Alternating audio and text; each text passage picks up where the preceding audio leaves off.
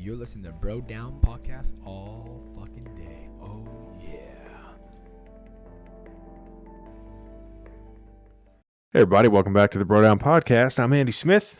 And I'm Tim Fulton, and welcome to Fight Forecast, because we finally have a fight to forecast for you guys. We're going to be talking about UFC 249 once again.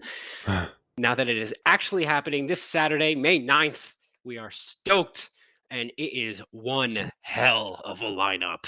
Yeah, man. I got my my signed Boss Rutan t-shirt on right now. Trying to praise Odin to have this fight happen. All the fingers crossed, man. I Yeah, think we are all of due. them. I think we're due for a sporting event. Anything. Do you know they did a turtle race instead of the horse races? Instead of like the Kentucky Derby, they did a turtle race. The Turtle Derby. Yeah, I'm not even joking. Anyway, let's get to it. Seabiscuit win. Okay, so before we actually start talking about the cards that we want to talk about, this card is pretty insane. So we're just going to go down some of the ones we couldn't mention. We have on the prelims card, Uriah Hall versus Jacare Souza. That's going to be a crazy one, dude. Do you know remember Uriah Hall or Jacare? I know it's hard with the no screen here because you're doing this via audio link up. But dude, I barely remember my own name. Okay.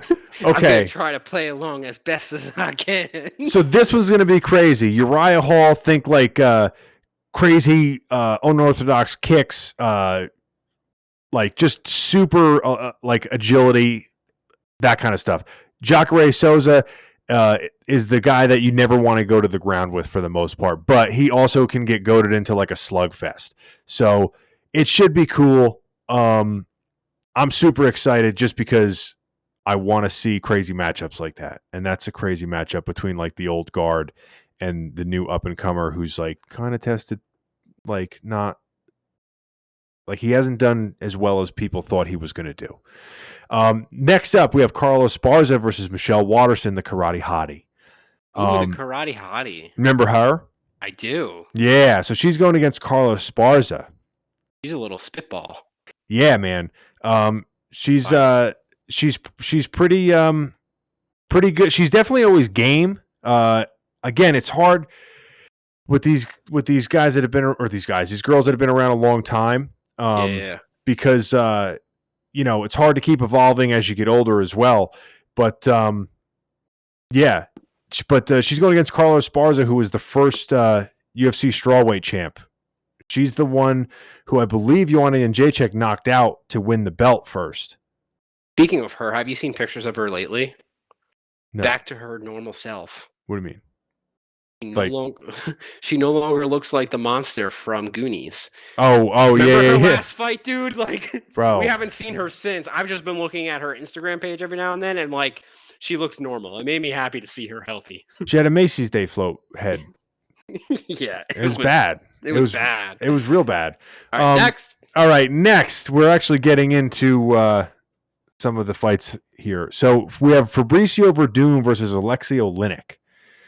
So Fabricio Verdum, I'm not sure if you've ever seen him fight because he was suspended for testing positive, I believe. And he's been out since his last fight was March of 2018. Oh wow, so he's been out for a while. Yeah. So yeah, he lost to Alexander Volkov via punch. So yeah, but he was regarded at one point as the best in the world. Like the argument was him, Kane, or Fedor. Like, wow. Yeah, until Stipe came in and kind of stole that because he ended up having so many consecutive title defenses. He had the most ever, but he beat Travis Brown for the Eliminator. Then he beat Mark Hunt for the interim championship, and then unified it when he beat Cain Velasquez. So they thought, when he beat Kane, like nobody thought anyone was going to beat Kane, and then he lost to Stipe. And then he's won 3 out of his last 5, but he lost his last fight. But he was regarded as one of the best in the world. But again, coming off a suspension for illegal substances and all that. 2 years. That's a long time to go without a fight. Yes, and 2-year layoff. So he is going against Aleksei Oleinik, who is a submission just a nightmare. He does this thing it's called the Ezekiel choke. Okay. It's it almost looks like you're doing a rear naked choke, but from the front. Okay. Oh, so, okay. But the crazy thing with him is that you could have him in full mount. Like, he's let guys go into full mount or like full guard, and he'll just put the choke on you. And most guys are like, there's no way he could. Oh, Jesus Christ. Like, yeah. So, like, he's super sneaky. Like, he's strong as hell. And again, like, he's just never a good or an easy night. He's just never an easy night. So this one's going to be very interesting when they come back. He just looks like a Russian monster. Yeah, he is. He is. You do not want that guy to grab a hold of you. He will take your neck and whatever other limbs he can rip off. But yeah. So after that, we go to Donald, your boy, the Cowboy Cerrone, versus Anthony Showtime Pettis. Dude, I like both of these guys so much. I know that the two of them I'm nervous. I'm 100% nervous for both of them. I don't want to see either one lose, and they're both coming off huge losses. I think they're both coming off 2 losses. He lost against Nate Diaz, and then the Carlos Ferreira fight. It just wasn't a good. Neither one of those were. Well, the Diaz one, I guess, was kind of. I forget. I have a shoddy memory of that one. Yeah. But do you know that they've fought before? I did not know that. Who won? Pettis won. When he first came into the UFC, Donald was his 3rd fight. And he knocked Donald out with a body kick. I was talking about this with Shane yesterday. But that was way back 7 years ago in 2013. Oh, so life changes since then. It's been a long time. Yeah. But I don't know. That does make it a little bit more interesting. And I feel like there's a lot more high stakes for Cowboy. I feel like it's been a while since he's been on a good groove, as we'll put it. Yeah, I'm trying to. He fights so goddamn often. It's so hard to keep up, and I'm like literally looking stuff up as we're doing this because I'm doing the same thing. He had four fights in 2019. He's about to have his 2nd fight in 2020, and that's including 2 months that the UFC wasn't around. That's a lot. And the thing is that I don't want to downplay like some of the guys that aren't as famous, but he is famous to the point where he doesn't get any easy fights. Yeah, just looking at it, his last 4 fights: McGregor, Gaethje, Ferguson, Iaquinta, like none of those are easy. No. And the thing is too is like his whole career, like I don't think he ever lost 2 in a row until he lost to Jorge Masvidal, and then he lost to Robbie Lawler, and then he lost to Darren Till. And that's when everyone started saying like, oh, maybe Cowboy should hang it up. Like he's getting too old, too long in the tooth, can't take the punches anymore. Because 2 of those losses were by KO or TKO. Yeah. And then he once again Yancy Medeiros, and then by TKO, and then he lost to Leon Edwards by decision. And Leon's the guy that's like the unsung guy that nobody like he should be getting title shot, but he's not. But then he put 3 together against Mike Perry, Alexander Hernandez, and Al Iaquinta. And then he lost 3. But look at the guys he lost to. Tony Ferguson fighting for a title. Justin Gaethje, the guy fighting the guy that was supposed to be fighting for the title. Conor McGregor, enough said. Yeah. Like those are 3 fucked up fucking matches, dude. And they're back to back to back. He doesn't get a break. So let me ask you this. He fights so friggin' often. Do you think that's hurting his game? I would normally say yes, but the thing is that Cowboy does his best when he's very active. The only thing that I say hurts his game is that your body can only take so much, mainly your head. Yeah. So it's not, his last 3 losses were all from KOs. And I know it was friggin' McGregor, but his last KO happened in what? 15 seconds, 20 seconds. What was it? 40. Okay, 40. I might be exaggerating a little Well, bit. it was Still, pretty but much still. on the road to there at that early, yes. But I would rather have seen that than a 3-round beatdown. Yeah, I But agree. at the same time, like it just I don't want to see somebody as beloved as him go and keep doing it just to keep doing it. But I think that Anthony Pettis, because of their background of like their recent records, is probably the easiest of the last 3 fights that he's had. Yeah, I agree with that, and that's not saying. Because Justin Gaethje, Tony Ferguson have all been crushing it, and Conor is like the golden goose egg that just like he can pull magic out of his ass. Yeah. So like I think this is a good fight for both guys. As much as we don't want to see someone lose. I know. I agree with you wholeheartedly. I think it's going to be a fantastic matchup. I think we're in for a pleasant little surprise there, but yeah. Dude. All right, so on to the main card. We have next. Greg Hardy versus Yorgan De Castro. And I got to be honest with you.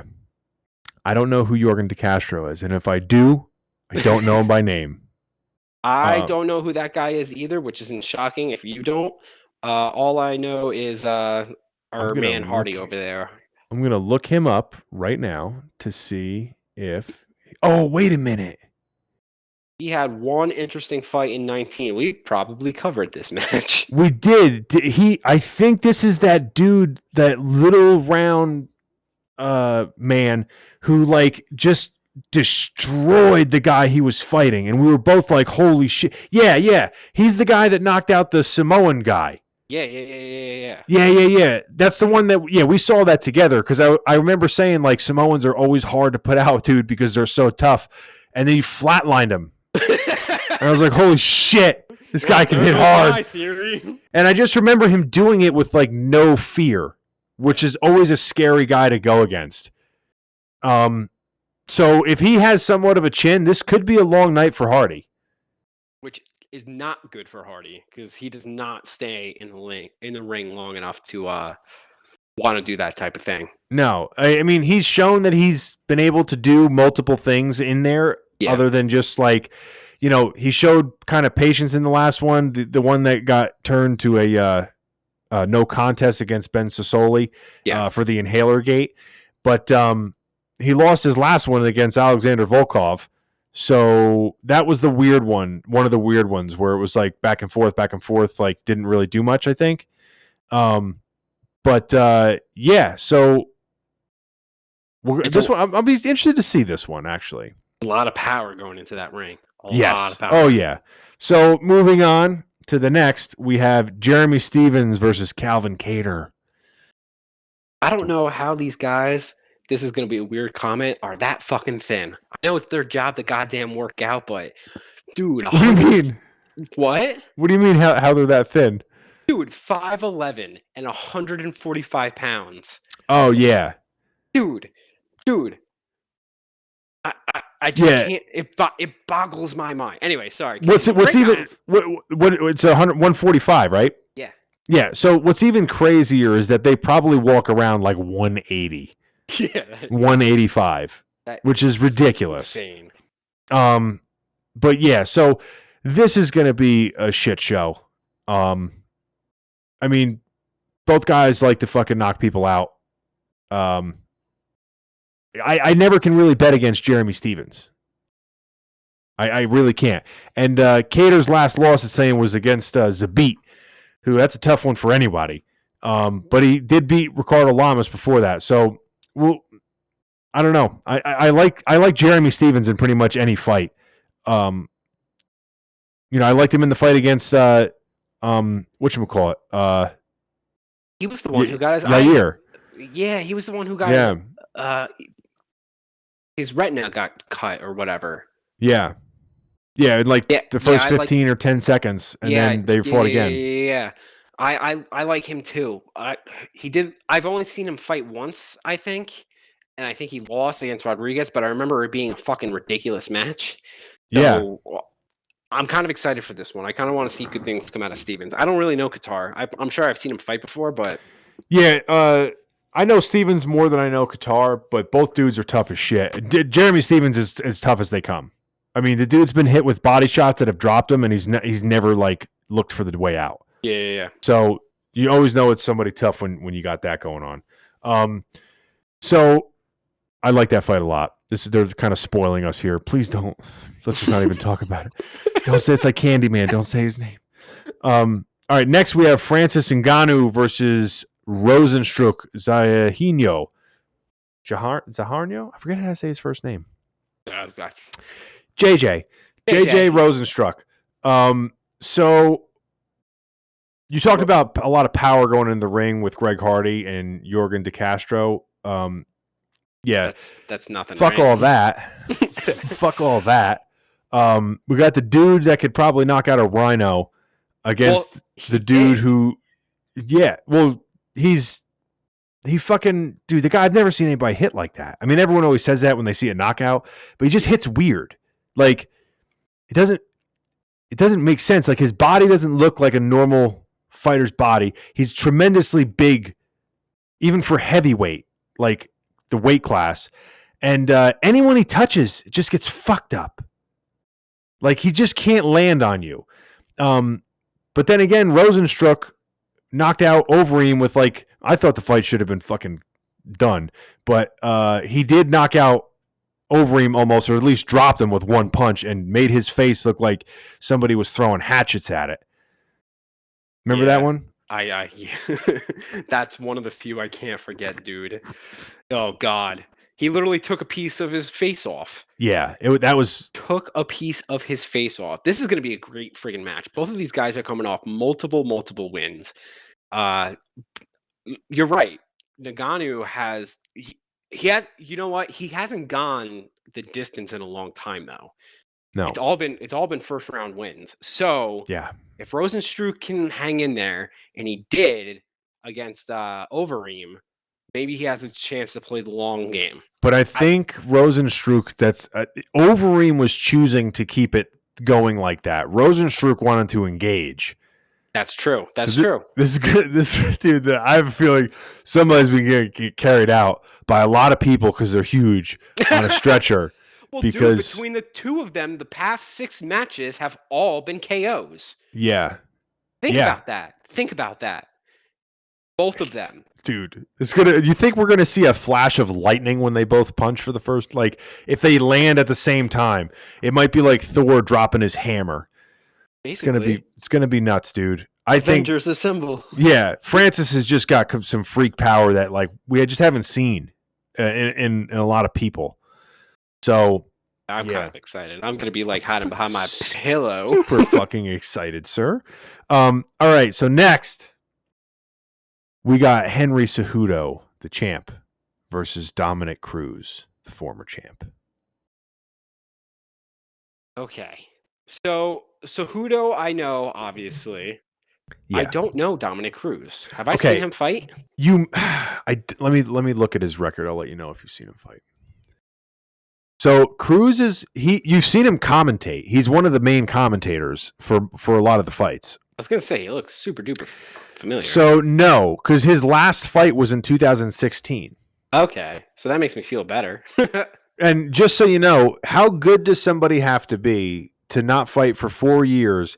They lost their belt the last time they fought, which is 4 years ago, and they get a title shot coming back. That is pretty crazy. Also, looking at his past 3 fights at the very least, they've all been main events. Oh, yeah. And if they weren't main events, they were co-main events. Like, they're all five-round matches, so. Let's see. Let's see when the last time he wasn't in a title fight. Oh, his one comeback fight against Takeya Mitsugaki. That was his first comeback fight after 3 years, and he knocked that. And he wasn't known as a knockout guy. He would mostly all decisions, and because he's one of those guys that's like a Diaz brother, but just crazy footwork, never stops moving, punches from weird angles. And he came back and KO'd this dude in like a minute. Dude. But other than that one fight, he hasn't not been in a title fight since 2009. That's crazy. Yeah, that's crazy. Because let's see here, we got one WC defended. Performance of the night in the UFC. Won the bantamweight, defended the bantamweight, lost the bantamweight. So he hasn't been in something that wasn't a title fight in over 10 years. Over 10 years, nothing but title fights except for one fight. And here's the craziest thing, dude. He didn't lose his belt back then. He tore his ACL, right? He tore his ACL, and then after he tore his ACL, he was going to come back. And then a freak accident in the gym, which I think is how he tore his ACL to begin with. He was almost ready. He was going in the gym, and fucking bam, it pops again. Oh. Like, so he has to have the surgery again. And then I think right before he was going to come back, or right before he did come back, before the 2014 fight, or after the 2014 fight, he was going in the gym and somebody rolled into his knee and popped it. He had to get 3 or 4 surgeries, which is the only thing that kept him from fighting from the years 2011 till now. That's insane. Because if you look, he has nothing from 2011 to 14, and then 2014 he doesn't fight again until 2016.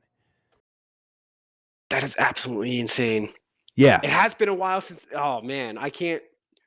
Cejudo is obviously he's holding 2 belts at the moment. Did they take one away from him yet?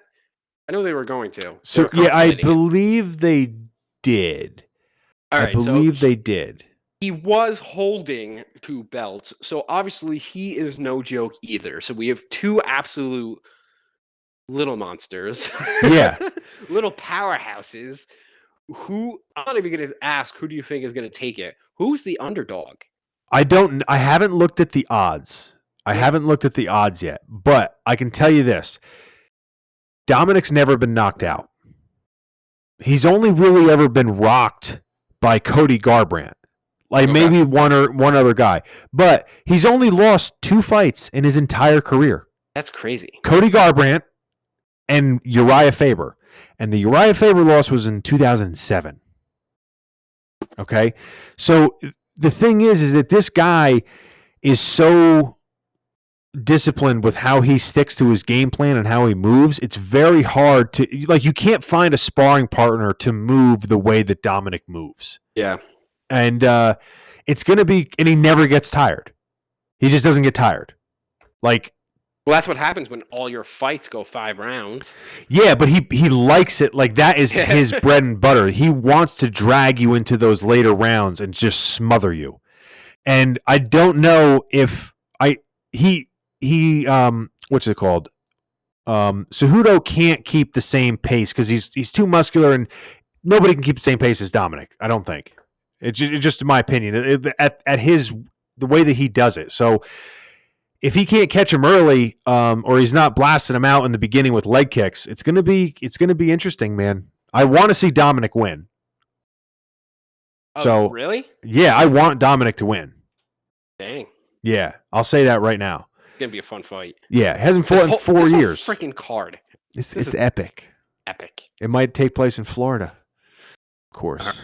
All right. So last but certainly not least, we got Tony Ferguson. Not the fight we wanted, but the fight we're getting versus Justin Gaethje. Yeah.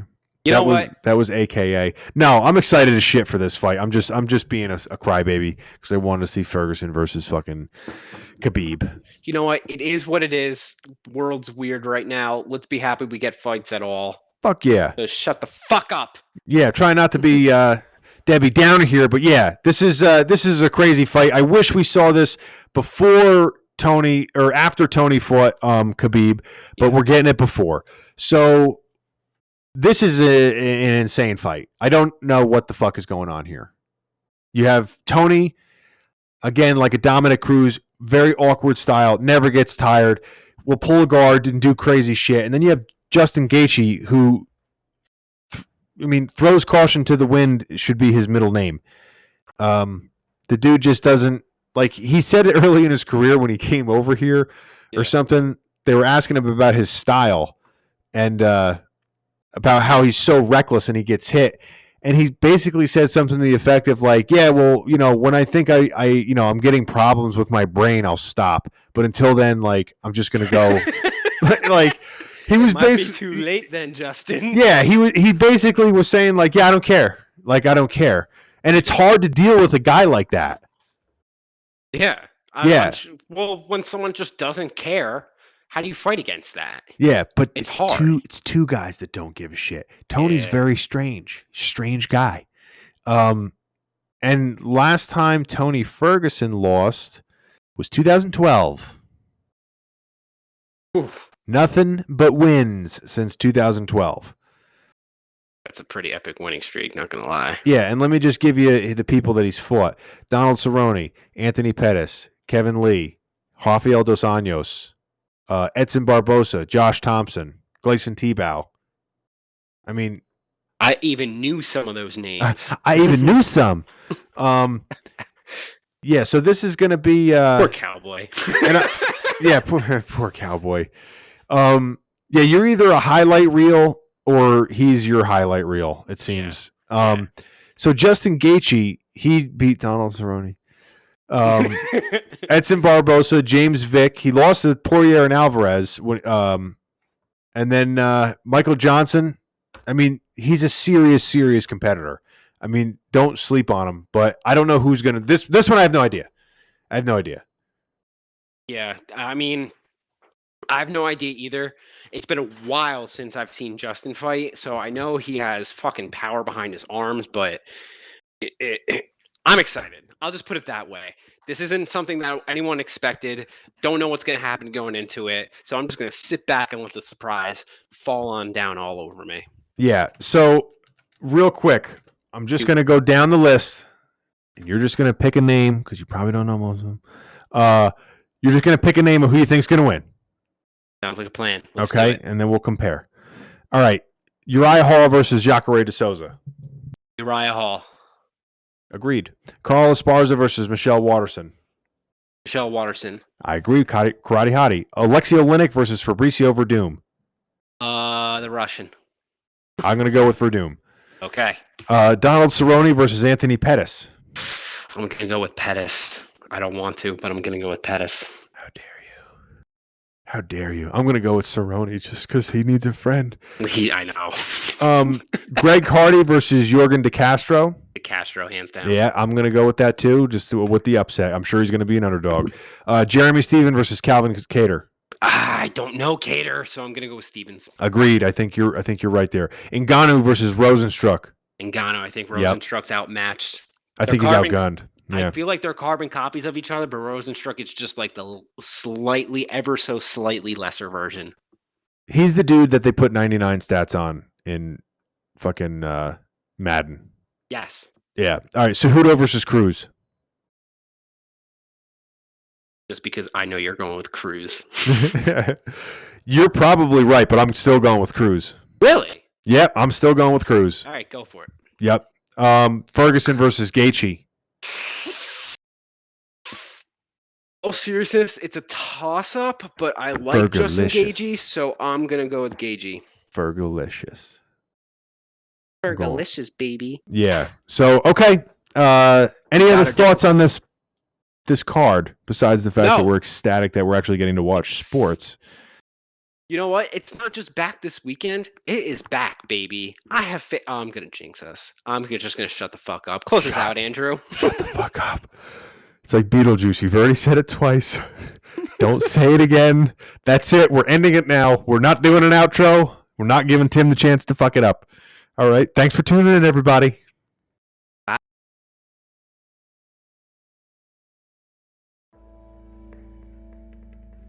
You're listening to Bro Down Podcast all fucking day. Oh.